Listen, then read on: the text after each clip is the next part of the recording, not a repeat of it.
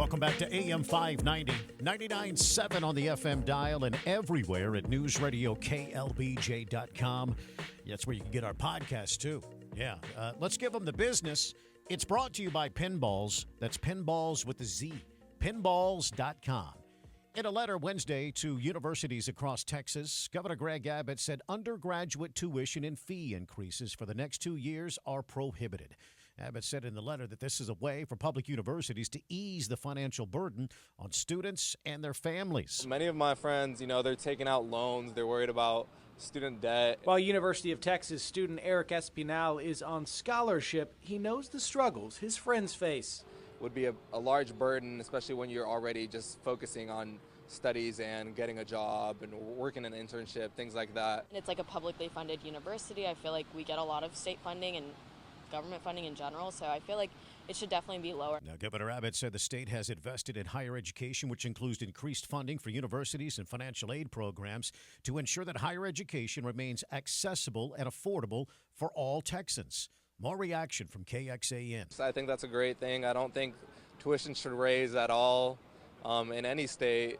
I think everything at this point in time is at an all-time high, and I don't think it should get any higher. So I'm glad he's doing that. Abbott went on to say that he will ensure college affordability remains a top priority for the state heading into the next legislative session. I mean, that'd be nice, but I think the goal should be to reduce tuition in general and also to actually see that happen. Bill Ramadna, KXAN News. Now, a spokesperson for the University of Texas says the university shares Governor Greg Abbott's passion for finding new and innovative ways to make higher education more affordable and accessible, especially for those with limited financial means.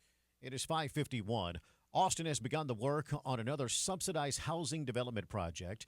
It's called the RAS, and it will be located on Parker Lane, not too far from Ben White and I-35. It'll have 100 units, and the city says it will partially serve people who are homeless or at risk of being homeless. It's expected to open in the spring of 2027. At 5:52, McDonald's and the deadly E. coli outbreak has now sickened more than 100 people. As we hear from reporter Carmen Roberts. The number of people sickened in an E. coli outbreak linked to slivered onions on McDonald's Quarter Pounders climbs to 104, with 34 hospitalized. One person died in Colorado, and 4 have developed a potentially life-threatening kidney disease complication. The CDC says 14 states reported cases between September 12th and October 21st. The agency says slivered onions were the likely source of the outbreak. Carmen Roberts, Fox News. If it seems like more and more retail outlets are closing up shop rather than holding grand openings, research shows that you're right, as we hear from newsman Gurnell Scott. As of last week, a research and data firm shows retail closures are outpacing newly opened businesses. CoreSite Research tells Fox Business stores shutting their doors number nearly 6,500, while there were slightly less than 5,400 openings. The closings mark the most since the height of the pandemic. Adding to concerns about the economy, CoreSite also found that at least 43 companies have declared bankruptcy this year, compared to 25 last year. Factors exist on both sides, consumers not wanting to pay higher prices and retailers facing high labor costs, both affecting the bottom line. Gurnell Scott, Fox News. It is 5:53. Apple is doing something to help app developers. Fox on Tech.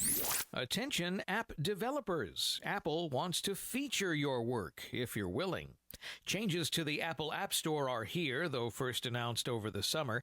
And that means developers, when submitting their apps, can now nominate their wares to be featured on the platform and maybe gain some promotion in hopes they can boost downloads and sales.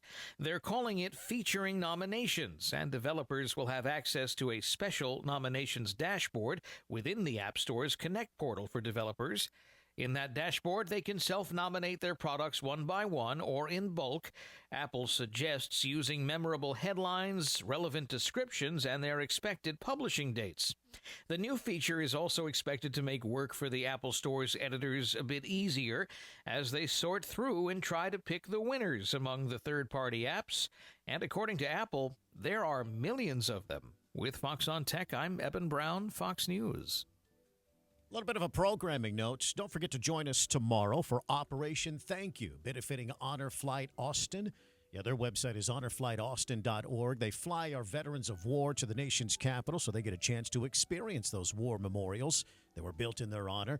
And tomorrow we're going to be broadcasting live from Lamb's Tire and Automotive at Breaker and 183 all day long, beginning at 5:30 to 6 in the evening. Mark will be out there, Kenny and Ed and everybody, taking your donations.